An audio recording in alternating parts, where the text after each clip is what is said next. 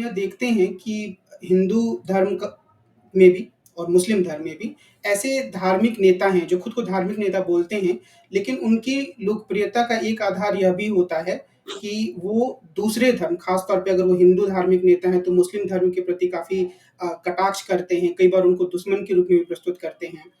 जो धीरेन्द्र शास्त्री हैं, जो आजकल काफ़ी लोकप्रिय हो रहे हैं, उनके कई सारे प्रवचनों में यही बात सामने आती है, वो बुलडोज़र का समर्थन करते हैं और ऐसे कई मुस्लिम धर्मों के उपदेशक भी मिल जाएँगे।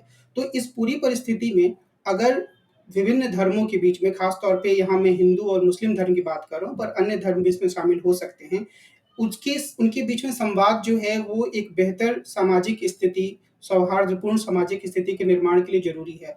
तो आपको क्या लगता है कि इस तरह की स्थिति के निर्माण के लिए कौन-सा ऐसा मॉडल हो सकता है जो ज़्यादा बेहतर हो सकता है, जिसकी दिशा में आगे बढ़ने की हमें कोशिश करनी चाहिए? या शायद मदनी जैसे विद्वानों को इस तरफ और ज़्यादा ध्यान देना चाहिए?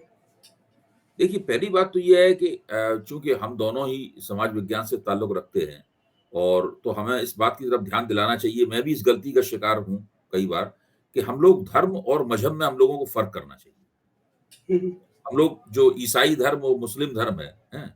ये उस तरीके से धर्म नहीं है जिस तरीके से हिंदू अपने आप में धर्म है। हाँ, ये मज़हब है, ये रिलिजन और धर्म 2 अलग-अलग चीज़ें हैं। रिलिजन का अनुवाद धर्म ना करके हम लोगों को मज़हब के तौर पे करना चाहिए, हुँ, ताकि इन दोनों के बीच में प्रवृत्तियों का फ़र्क हमें दिखाई पड़े। हुँ, हिंदू धर्म अपने पूरी संरचना में जिस तरीके से खुला हुआ है, हुँ, हैं?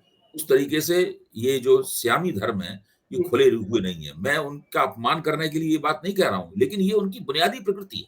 हुँ, हुँ, ये हिंदुओं की ये बुनियादी प्रकृति है। मैं केवल उनकी बुनियादी प्रकृति रेखांकित कर रहा हूँ।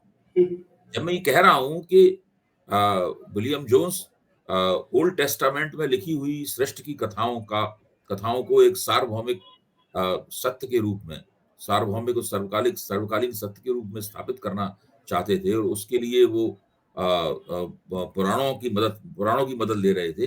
तो वो एक तरह से देखा जाए तो वो एक भारत के संदर्भ में अंग्रेज़ों अंग्रेज़ों की अपनी जो कमज़ोरी थी, यानी उनकी जो दुविधा थी भारतीय समाज के बारे में और अपने साम्राज्य के बचे रहने और टिके रहने के बारे में भी वो पूरी तरीके से आश्वस्त नहीं थे, हुँ, हैं? तो वो दुविधा थी, उस दुविधा उसमें कहीं झलकती है। हुँ, जैसे ही वो दुविधा दूर होती है, वैसे ही विलियम जोन्स की बाद की पीढ़ी के जो विद्वान हैं, जिन्हें आप मैकाले और जेम्स मिल के रूप में देख सकते हैं, वो विलियम जोन्स की सब बातों को नकार देते हैं। हुँ, वो कहते हैं, "नहीं, नहीं, ये कोई समानता नहीं है, हम अलग हैं बिल्कुल।" हुँ, हुँ, वो बिल्कुल अलग हैं। हुँ, वो साफ कहते हैं हम बिल्कुल अलग हैं, वो बिल्कुल अलग हैं और भारतवासियों के ऊपर जो है वो अ, जो ईसाइयत का प्रकाश जो है ना वो हिंदुओं के ऊपर डालना होगा हुँ, और उसके लिए तरह-तरह की रणनीतियाँ हैं। जैसे मैकाले के पिता जैकारी मैकाले मानते थे कि भारतवासियों में धर्म प्रचार ईसाई मिशनरियों को छूट दी जानी चाहिए कि वो बड़े पैमाने पर धर्म प्रचार करें। हुँ, मैकाले का कहना था इसकी ज़रूरत नहीं होगी, मैं हम भाषा, शिक्षा और ज्ञान के ज़रिए वही काम कर लेंगे जो आप धर्म प्रचार के ज़रिए यानी धर्मांतरण के ज़रिए और प्रोसेलिटाइज़ेशन के ज़रिए करना चाहते हैं। हम हुँ, लगभग एक वैसी ही सभ्यता बना लेंगे जो आप प्रोसेलिटाइज़ेशन और धर्मांतरण के ज़रिए बनाना चाहते हैं। हुँ, तो ये इस तरीके से ईस्ट इंडिया कंपनी और उसके जो उसके ज्ञानी लोग थे हुँ, उनका कामकाज चला करता था। हुँ, हुँ, और जो आपने शुरू में एक सवाल पूछा था कि क्या अल्पसंख्यक समुदाय अपने आप को कमज़ोर महसूस करते हैं या उनके बीच की जो असुरक्षा की ग्रंथि है, वो ऐसे इस मौकों पर इस संदर्भ में मैं ये भी उल्लेख करना चाहूँगा कि 90 के दशक में आरएसएस के जो उस समय सरसंघचालक थे तो पंजाब गए और उन्होंने अपने जाने उदारता से ही कहा होगा कि उन्हें यह लगता है कि सिख धर्म हिंदू धर्म का हिस्सा है। तो वहाँ पर उन पे कई मुकदमे हो गए थे। तो वो भी एक नहीं, वो तो असुरक्षा है को ही। उसमें दिखाता देखिए था। गुरुद्वारा अगर आप गुरुद्वारा श्री शिरोमणि गुरुद्वारा प्रबंधक समिति से पूछें कि एक दूसरा आरएसएस पंजाब में सक्रिय है, जिसका हुँ, नाम राष्ट्रीय सिख संगत है। हुँ, हुँ, राष्ट्रीय स्वयंसेवक संघ का सिखों की गोलबंदी करने के लिए उन्होंने एक संगठन बना रखा है। हुँ, उसका नाम भी आरएसएस है, हुँ, हुँ, क्योंकि वो राष्ट्रीय सिख संगत है मतलब, हुँ, हैं? तो वो हुँ, राष्ट्रीय सिख संगत के बारे में उनका क्या विचार है? तो बहुत वो आक्रामक तरीके से राष्ट्रीय सिख संगत की आलोचना करते नज़र आएँगे। देखिए, हुँ, जो सर्वधर्म समभाव है, हुँ, वो तो केवल तभी स्थापित हो सकता है, जबकि जिन सारे धर्मों का समभाव आप स्थापित करना चाहते हैं, उनके साथ आप समतामूलक सलूक करें। बिल्कुल।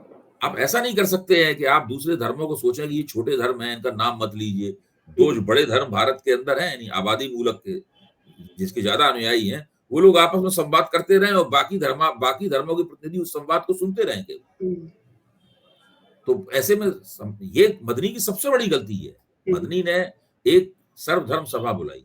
हुँ, हुँ। उसके मंच पे सभी धर्मों के लोग मौजूद थे, प्रतिनिधि हुँ, मौजूद थे। हुँ, लेकिन वहाँ पे जो आप भाषण दे रहे हैं, वहाँ पे आप पूरा संवाद केवल हिंदुओं के साथ कर रहे हैं। हुँ, हुँ।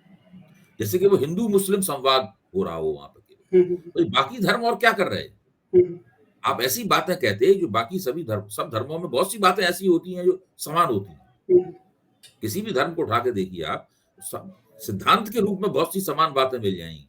हुँ, हुँ। फिर व्यवहार में, पूजा पद्धतियों में, सामाजिक आचरण में, जो उनका इतिहास है, राज्य के साथ उनके संबंध में, जैसी राजनीति के साथ उनके संबंध की बात आती है, तो राज्य बनाते हैं, राष्ट्र बनाते हैं धर्म के आधार पे। हुँ, तो हुँ। फिर वो मतभेद, झगड़े, युद्ध, पुरानी कहानियाँ वगैरह-वगैरह वो सब सामने आते हैं। हुँ, लेकिन हुँ। सिद्धांत के तौर पे देखें तो सब जगह आपको बहुत सी बातें एक सी लग जाती हैं।